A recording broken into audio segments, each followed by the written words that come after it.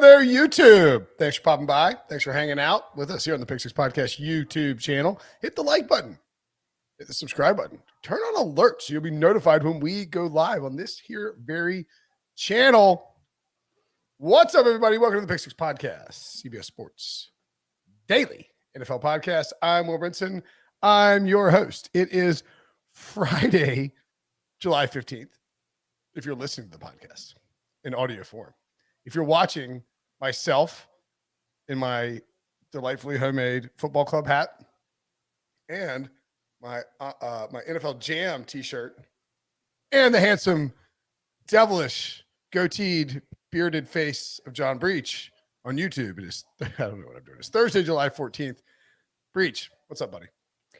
Brinson, this is at least the 12th week in a row where you botch the dates. But you know what? You have to remember the date you're recording and the date where it's going for the people listening on audio. It's confusing. Nobody wants to remember 2 days. It's tough. And you've been taking all those grand piano lessons. I don't know how you remember anything. That's true. You know, Cody was saying, somebody was saying at some point in the last, I can't remember if it was Cody. Maybe it was Cody was like, you know what? It was a very nice compliment, actually. He was like, that background looks like it's believable that that's your actual house. I was like, that is a very nice compliment because that is a nice house. And that's what someone would say who's sucking up to you. That is literally the least believable house I've ever seen. I could see that being my. It's just, I mean, like I feel like I've rented that house in the mountains before. No. Also, if there was, you don't own a piano, it's too clean. You have a kid. It's just none of it's. First of all, I grew up with a piano. My mother taught piano. Do you play piano? No, but I am the type of person. I'm the exact type of person who would own a piano and not play it. That's true. That is like if you're ranking people on Earth likely to own a piano but be unable to play it, I'm definitely in the top 5%. Absolutely. Somebody, I believe it was Dominic in the chat, said, let's see, over under on how long it takes for a tattoo mentioned. You said 7 minutes. I would have said 7 seconds. Breech and I haven't talked about the tattoo since Wilson and I talked about it. Of course, we're going to talk about it first things first. Were you aware, Breech, up until our Slack chat with Wilson, that the current holdup for Wilson's tattoo was me Venmoing him money? Well, we can go. I was not aware of that. I would have sent him money had I known that. Brinson, we can trace these holdups all the way back to the beginning. First, it was me. And then I gave him the picture, and then there was no talk. There was just, oh boy, we're getting a little too close to this. And then 5 months later, the holdup is Brinson not sending money. Now you've sent the money. We've got a whole collection of money, and this tattoo is going to happen. Finally, everyone is vindicated. Wilson is going to have some sort of Bengals tattoo. Maybe he'll get the white Bengal tiger. You know, who knows? He can pick anything now. But yeah, I think it's going to happen when we're in Nashville, right? We're all meeting up in Nashville in August. And look, let's give credit where credit's due. Ryan Wilson had this, he's like, makes this joke about it, Ryan. He's like, if this Ryan Finley beats the Steelers, I'll get a Finley tattoo. If the Bengals beat the Steelers, I'll get a Finley tattoo. Like, offhanded remark, 13-point, home dogs. It's on a Monday night. It's not happening. It does happen.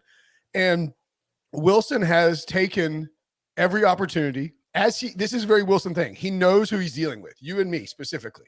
He knows how to muddy the waters so as to create confusion. And then while look, to be perfectly frank, it's a reminiscent of a political strategy from a recent high-ranking individual in the American political scene.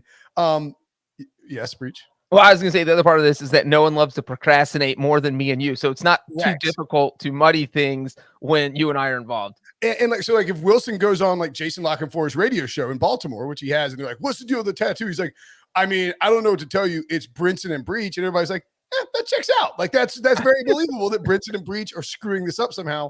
And Wilson's like, I'll get it done tomorrow. I'll get it done right now. Brinson and Breech messing this up. And people are like, all right, like, that's a reasonable explanation. But now, like, this is a good point. Stu in the chat's like, odds Wilson gets COVID right before Nashville. He's like, sorry guys. If he makes it to Nashville, the tattoo is on like Donkey Kong. Yes. What's wild is that in between losing the bet, making the bet against no one, by the way, like we didn't ask him to make the bet. He just threw it out there randomly. Losing that bet and actually getting the tattoo, in between all that, the Bengals will have gone to the Super Bowl and lost to the Rams. And by the way, Matthew Stafford and Cooper Kupp. That was not trying to poke fun at you. It's just like, it's kind of wild that like in that window, the Bengals had this magical Super Bowl run. And you can point to the Ryan Finley game as kickstarting the whole entire thing. I mean, that was where everything turned around. And thanks, Wilson. Thanks, Ryan Finley. Thanks, Exactly. everyone named Ryan. If your name is Ryan, thank you. Because, Finley was in there for an injured Joe Burrow, right? I mean, Burrow got injured in November, and this game was in December. The only reason Finley was playing is because Burrow tore his ACL. Right, but I think Brandon Allen was the backup quarterback that year, and he was also injured, and that's why Finley was the third. Out Brandon Allen, he just kept playing terrible. Finally, they were like, "All right, go Finley." Finley was the third string quarterback, which is why this was so improbable. Correct. And now here we are. I can't believe it's going to happen. Are we live streaming it? Man, this is going to be crazy. This is going to be like the highest rated Pick Six podcast ever. Whenever that tattoo happens. Yeah, I mean, does EK know about this yet? That we're doing it live in Nashville? There's definitely going to be some like legal. Debo, you can't stick a needle in an employee live on air? Is that what you're saying? Frowned upon, I think. Debo, can you sort of start playing the legals? I just watched wheels for how we get this live past legal. What they don't know doesn't hurt them. Yeah. Well, they know it now because we just talked about it on the podcast. And I just watched the video of we're not supposed to harass employees outside of work. Forcing Wilson into a tattoo, does that qualify? Somebody said that? You're not allowed to harass? No, it's one of those videos where you probably don't watch the required videos as an employee of Paramount. We have to watch videos every few months. Yeah, I know. It gives you the rules of the company and things that are frowned upon. Of course, those videos are wild, man. I don't think I've watched it in a while. It's because did they send them to your Viacom? Yep. There we go. I don't get now. See, that's the catch-22. Like I haven't gotten any like cool swag like the Super Bowl jacket, but I also apparently don't have to watch HR videos. I don't know. And I love that you have this plausible. I'm happy to. You get my email working, I'll watch the videos. All right. Right. You have this plausible deniability built in if they accuse you. Like, I don't get the email. So what do you want me to do? And I did go to IT and say, hey, I don't get emails. And IT was like, they laughed at you. Basically, please go away. The only time we recognize you is when you need a new phone. And then we make you wait 6 months and then we get you your the old version because we don't like you and your stupid podcast. Speaking of my stupid podcast, our stupid podcast. We're nominated for People's Choice Podcast Awards. Actually, I don't think I'm supposed to. I'll read it anyway. I don't care. If you guys would go to podcastawards.com/app/sign up, toggle down to sports, and select us. Takes about 60 seconds. Link is in the top of the description. If you're on if you're on your phone, you just click it right there. Do it. If we get enough votes or nominations or whatever it is, we can go to the finals. And if we get to the finals and we win the Best Podcast of the Year award for sports, I'll get a tattoo too. I don't know when they announce it. Hopefully it's before I doubt it's before the Nashville trip, but I'll let the listeners pick what tattoo I get. Speaking of podcasts, or not podcasts, documentaries. Sorry, I can't read today. That's too tiny font in there. The Only is a new original soccer documentary that tells the life story of a legendary U.S. women's soccer goalkeeper, Brianna Scurry. Streaming exclusively on Paramount Plus, a Mountain of Entertainment, by the way. The documentary features insights from former teammates and the current U.S. women's national team players she inspired, including Mia Hamm, Brandi Chastain, Julie Foudy, Abby Wambach, Midge Purse, and more. From Scurry's darkest moments to her current investment in the reigning NWSL champion, the Washington Spirit, The Only provides a unique autobiographical account of the life of a sports pioneer. Make sure to go to ParamountPlus.com and sign up for a free 7-day trial to stream The Only today. I'd forgotten that the franchise tag extension deadline was July 15th, even though we talk about it all the time. July 15th. Yeah. So if you're listening to the show, obviously we record on Thursday. So there's a chance if you're listening to the show like later on Friday, 4 p.m. is the deadline. So like a deal could have been done, but we're going to try and project if we think a deal will get done. We have 4 of the franchise tag people who got tagged, who have had extensions done. Chris Godwin, who is still dealing with a torn ACL, is got a 3-year, $60 million extension from the Buccaneers. Pretty fair money for both sides, we thought at the time. Good deal. Cam Robinson, the Jaguars left tackle, who probably inspired them to draft Trayvon Walker because they didn't have to take Evan Neal or Ike Ekwonu at number 1. 3-year, $54 million extension for the Jaguars, although I feel like it's really more like it's basically just buying out the tag for an extra year, I think, based on what I saw.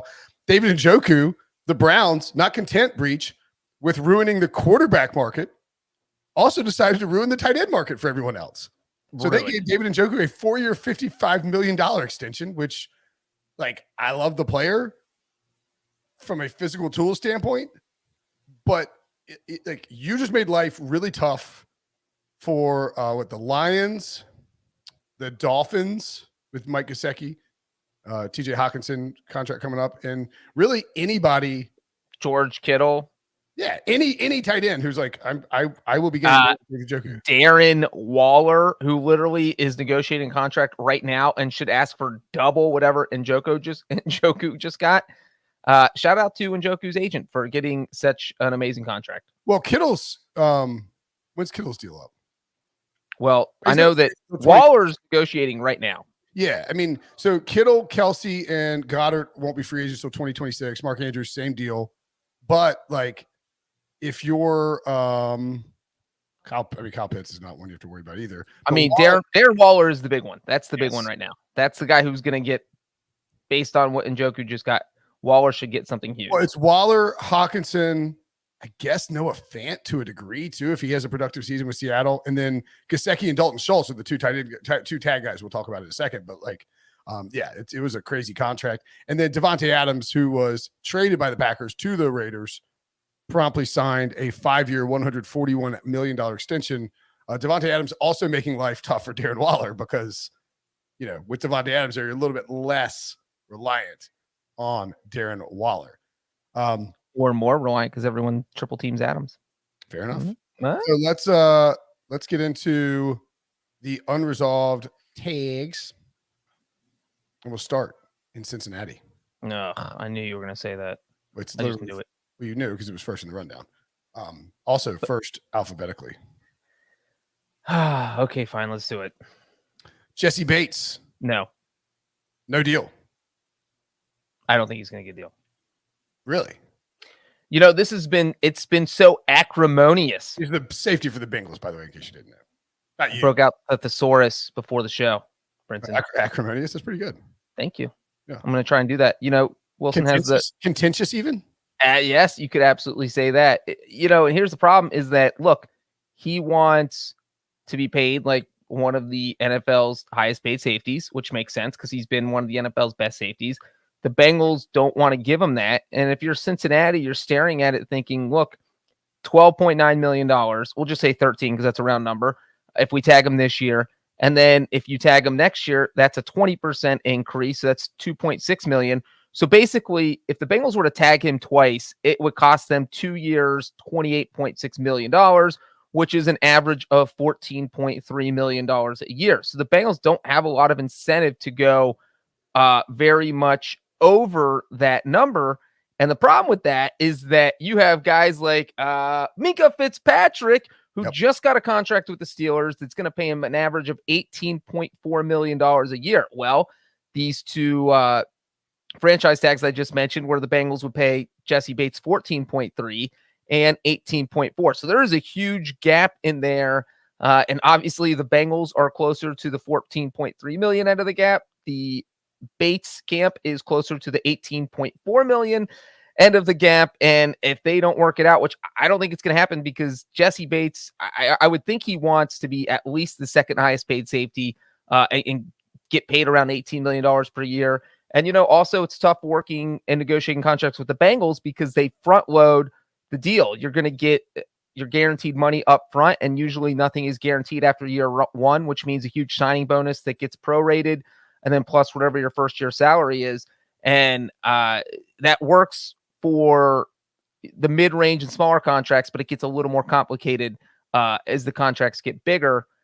So yeah, I don't know if I don't think this deal is going to get done. That we also had Jesse Bates to report that he would not play on the franchise tag this year. So this is just a dicey situation all around. And no, I don't think he'll actually sit out the season. Yeah, I mean he won't. Nobody. The new CBA has been engineered the way the CBA has been engineered in the last two negotiations are such that you can't hold out. You sit. You hold in. But he hasn't signed. That's the important. He has not signed his franchise tag, so he does not play for the Bengals. So if he does not show up to training camp, he cannot be fined or punished. Right. Yes. So that's the difference. Whereas Schultz and Gesicki have both signed their tags, so they have to show up. Kind of. I mean, I'm just trying to sort of think through the machinations of it's really dictionary day here on the Pick Six podcast. Just trying to think through the machinations of like how it. But I guess he has not signed it because he wants to have the PR approach of like, if call my I'm bluff here, it's not because like I don't have a contract. What do you want me to do? Like this contract is being foisted on me. We didn't negotiate anything. I mean, I guess is that maybe he thinks once he signs that deal, the Bengals can be like, dude, you're just playing next year and we are not. Like, no, it absolutely felt like that. It's him saying it felt like it was him to the Bengals. I dare you to call my bluff. Don't give me a contract. See what happens. It allows him to keep some good PR going. This is not the contract I want because, like you said, if you sign this in April, and the Bengals don't want to give you a lot of money, what's the Bengals' incentive to take negotiations seriously if you're asking for a number they don't want to pay? If he hasn't signed the franchise tag on July 14th, there's not getting a deal done. I mean, just pretty simply, right? Right. Well, and the other thing is that if Bates. He's not going to pull Le'Veon Bell just because I think that is the nightmare scenario. And every player sees that, hey, look, Le'Veon Bell set out the season because of his franchise tag, and that destroyed his career. He was never the same player. Now he's out of the NFL boxing Adrian Peterson. And so I don't think we will ever see a franchise tag player who is going to pull Le'Veon Bell. So I do think Bates will play, but he will wait. He might not even sign the tag till mid-August. Why show up for the first 2 weeks of training camp if you don't have to? So if he does not sign, I don't think he will be at training camp when it starts. Let me ask you this. So there's the Minkah Fitzpatrick deal, which averages 18.3 million per year. Because it's basically, anyway, whatever. 18.2, 18.3, whatever you want to call it. 36 million fully guaranteed. The Jamal Adams deal averages 17.5 with 38 million fully guaranteed. And then you have Harrison Smith, who's much older and who signed the contract a while before, but maybe even go down to Justin Simmons if you're talking about comparable ages or whatever. He's at 15.3 million per year with $35 million guaranteed. So, like, I think the guaranteed number for Bates is pretty easy to get to if you're the Bengals and you're willing to and you want to sign him, which you would think that they do. The issue, I think, becomes Cincinnati could pretty simply, and I would guess this is where the negotiations are. I would bet that they're saying, look, we want to get you to $16 million, $16.1 million per year, right there in that right above Harrison Smith. The problem would be for me is if I'm Jesse Bates, do you know who else was in my draft class? Minkah Fitzpatrick and Jamal Adams. And do you know who were first round picks and made a lot more money than I did as a second round pick? I would have a difficult time, I think, if I'm Jesse Bates and like Jesse Bates is really, really good. Like he didn't play as well in 2021 during the regular season. He admitted as much that his contract, the discussions were bothering him and it was weighing on his mind. He was unbelievable in the playoffs. Like they don't get to the Super Bowl without him. If I'm Jesse Bates, I don't think that I'm willing to take, I need some kind of way to spin this that I am the highest paid safety. I think the way you do that though, whether it's the most guaranteed money, the most new money, whatever it is, I don't need 19 million per year, but I need to be in the same discussion as Jamal Adams and Minkah Fitzpatrick from a contractual standpoint, because you know what? Frankly, I feel like I'm better than both of them. If I'm Jesse Bates, that's my angle. If I'm Jesse Bates, right? And I think I agree with that argument, and I do think the best way to fix that is exactly what you said. Where, all right, man, we're not going to give you 18.4 a year because literally Minkah Fitzpatrick is in his own stratosphere as far as pay goes. We're not going to get you there. I like your thought process. Put him third, because even Jamal Adams is in his own stratosphere because there's only two players that make over 17 million per year. By the way, I might take Jesse Bates over both of those guys if I was like, It depends on your defense, depends on, you know, what you need. But like, Yeah. you know, I agree. If I'm the Bengals, I'm like, look, these two teams traded for these guys. They were leveraged, and these are outlier contracts. This is not the new norm for resetting the safety market. We are not getting you above Minka Fitzpatrick. Put him above Harrison Smith, but give him the guaranteed money. Give him $37 million guaranteed because Fitzpatrick got 36. Yeah, and I think that's, you know, we don't know if Bates would take that, but I think if you're getting the most guaranteed money, that's what matters. Who cares about your average annual value? Because you might not see that money. So it's all about the guaranteed money. Give him more guaranteed money than Fitzpatrick, and I would think he signs the contract. So both of those guys signed a 5-year deal. If you were Jesse Bates and you got $40 million, and Jamal Adams, by the way, only $21 million fully guaranteed, not $38 million, excuse me. If you gave Jesse Bates $40 million guaranteed over 5 years, and you can say that, I mean, I would assume that you could say that is the most guaranteed money ever given to a safety in the history of the National Football League. Like, if you can say that, then I think you walk away happy with the negotiations, as even if you're at like 16-1 or 16-5, whatever it is. You know what I mean? Like, if that were me, I would be happy. But a lot of times, and we see this, like with the wide receiver market, with Devontae Adams and Tyreek Hill, like these dudes would rather be like the highest paid by average annual value than actually be like actually get the most guaranteed money, which is just wild. And the other thing, though, that you have to keep in mind, and it also adds a twist to this, is that, hey, look, the Bengals went out and drafted potential replacements. I mean, you spent a first-round pick on Dax Hill, and so in the Bengals' minds, they might be thinking, why are we going to give this guy all this money when we've got his replacement ready who is much, much cheaper?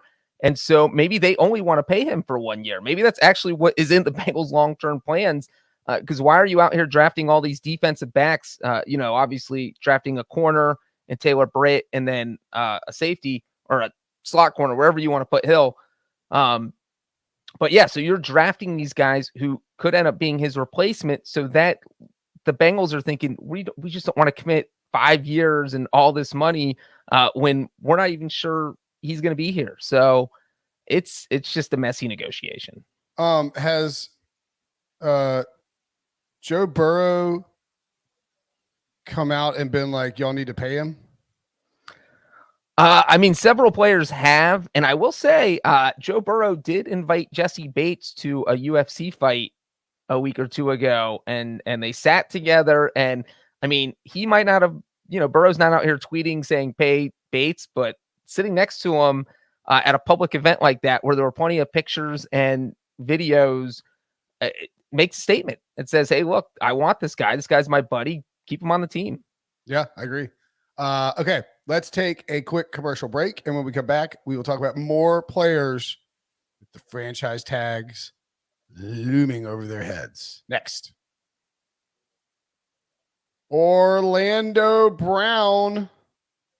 Talk about guys who get traded and then franchise tagged. They just have leverage. I mean, like, you give them a first-round pick for somebody, and that's just sort of the nature of the beast, right? Yes. And Orlando Brown, as such, has some leverage on the Chiefs after they traded a first-round pick for him from the Ravens. Played awesome. Is their franchise left tackle. Has been franchise tagged, and according to reports, could skip training camp. And again, like, when you hear could miss the beginning of the season, that is the player's agent leaking that out. That is the player's camp attempting to leverage.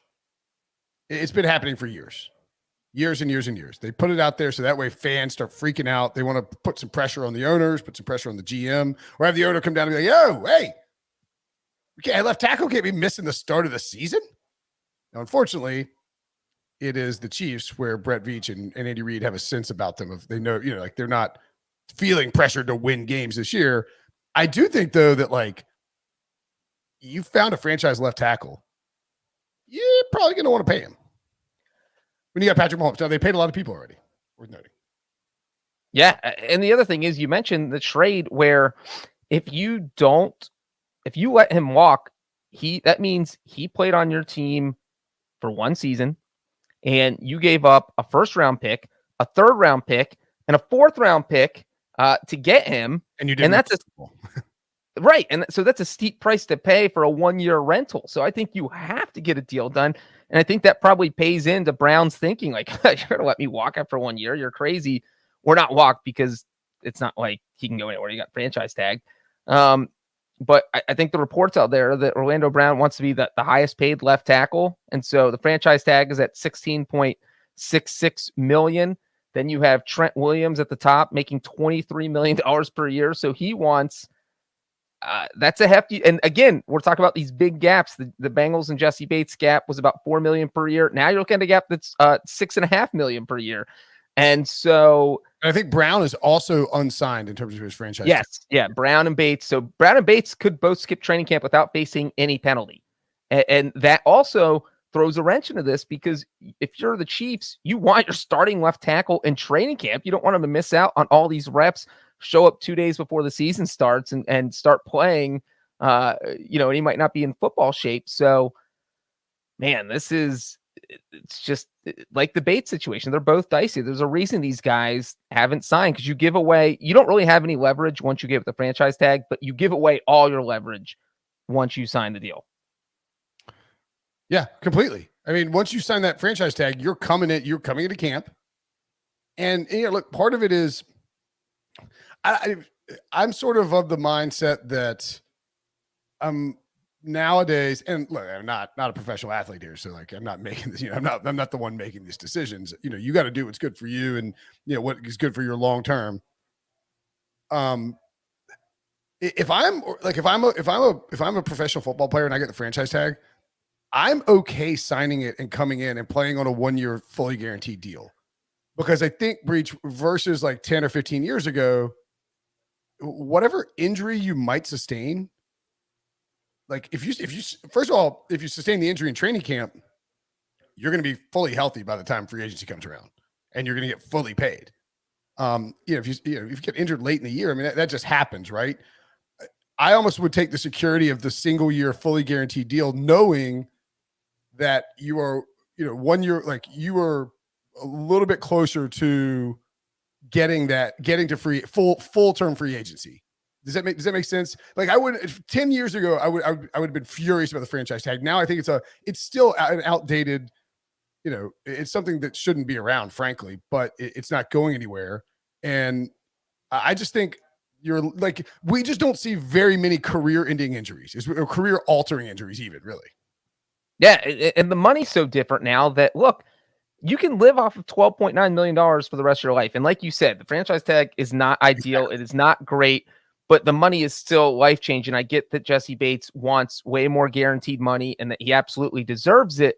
But you look at it from the optimistic point of view, and it's that, all right, fine, I make this $12.9 million. All I have to do is go out and have a somewhat decent season, and I'm going to get a huge raise next year, and I don't have to stay in Cincinnati if I feel disrespected. And if they want to hit me with the franchise tag again, I make $14.5 million, whatever. But it's still a pretty good sum of money. So and if we're talking, what is Jesse Bates? You're talking about Bates here specifically, like 12 to 14. Is that what? So we're looking at like $26 million over 2 years. Is 12.9 and then 20% on top of that. So right, okay, but and this is exactly sort of what I'm saying. Like, if you sign a 5-year deal with the Bengals, it's actually a 3-year deal. All these deals that NFL players sign are 3-year deals spread out over 5 for salary cap bonus, signing bonus proration. So you're signing a 3-year deal, and you're probably getting, I don't know, 36, 37 fully guaranteed dollars over those 3 years, essentially. You could play 2 years on the franchise tag and get $26 million, and then you would be guaranteed, if the Bengals tried to retain you, to basically get what is it, 100 and it'd be just like the quarterback money for the third year, which they're not going to do, which means you're going to get $26 million over 2 years and then hit true free agency at a young age, at a not a premium position, but a premium player on an open market. Like, to me, and I understand why agents wouldn't want to do it.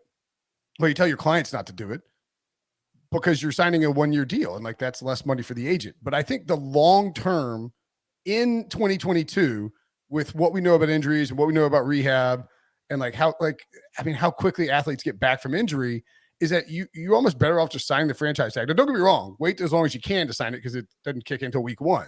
Well, and I think the Chiefs situation is similar to the Bengals in the sense that if they, say Orlando Brown signs his franchise tag, he gets $16.66 million. Then if they gets hit with the franchise tag again next year, he gets the 20% raise, which knocks him up to about 20 million. And so you're looking at 2 years. So the Chiefs know for a fact they can lock him in at 2 years and $36.7 million. So basically $18.4 million per year.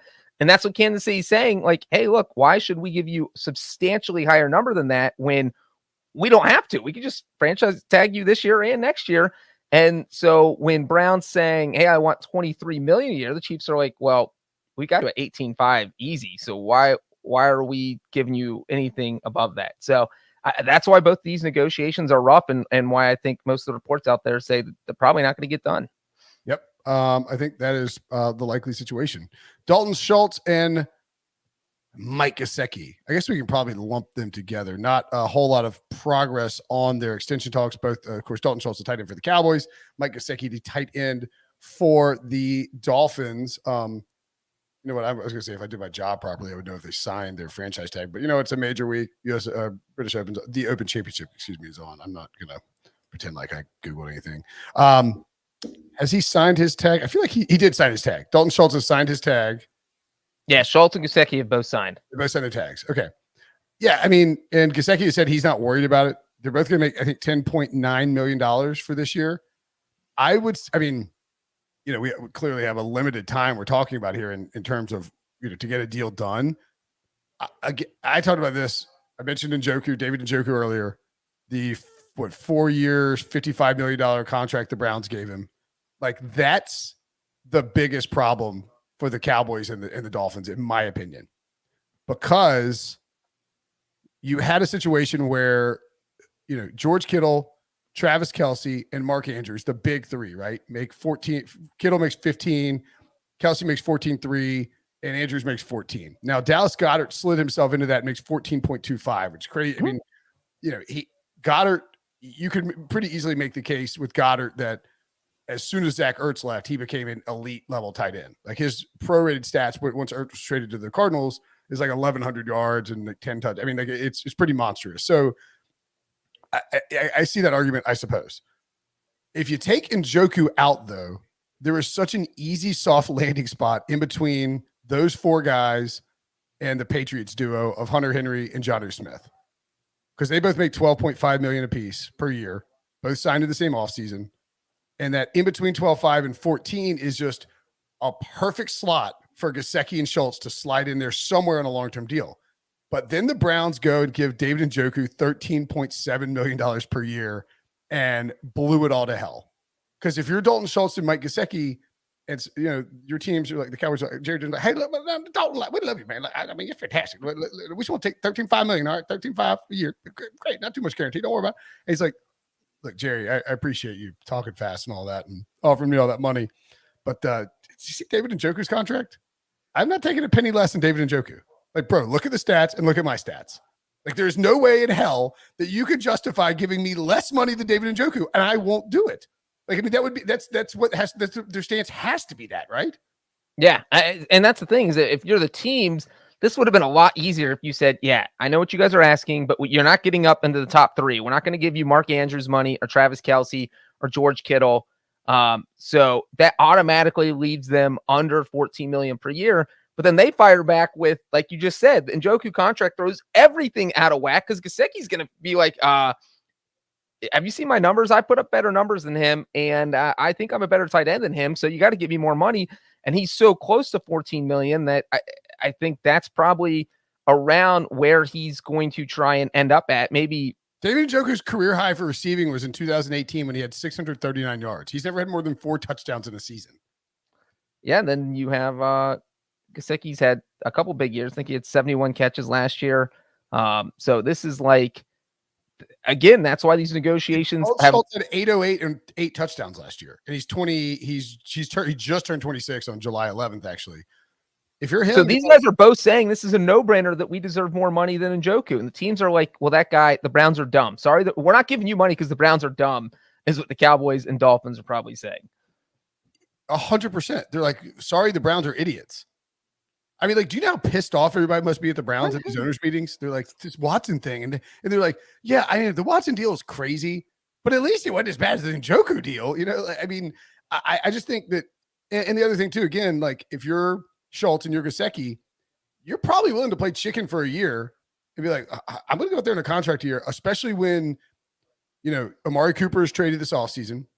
So you have Michael Gallup as your number 2. In reality, Dalton Schultz is the number 2 receiver for Dak Prescott on that team. He should have monster numbers with no Cooper there. And Gesicki is now in an offense where, you know, I'm a little more worried if I'm him. Tyreek Hill came into town, and you have Jalen Waddle. But and like, all the running backs, McDaniel loves using running backs. But the Shanahan offense loves using tight ends too. I mean, they love using George Kittle. They love using offensive players. I'm just saying, I think both guys could have big years, and I don't think they would get tagged a second time. Maybe I'm wrong there. That's a lot of, you know, I mean, it's a lot of allocation to the tight end position. And so if that happens, they're probably hitting free agency. And either way, you're hitting free agency in 2 years. And like we said, I think you sign the tag. I think you play it out. And then like a elite athlete, top end receiving tight end on the open market is going to make a ton of money.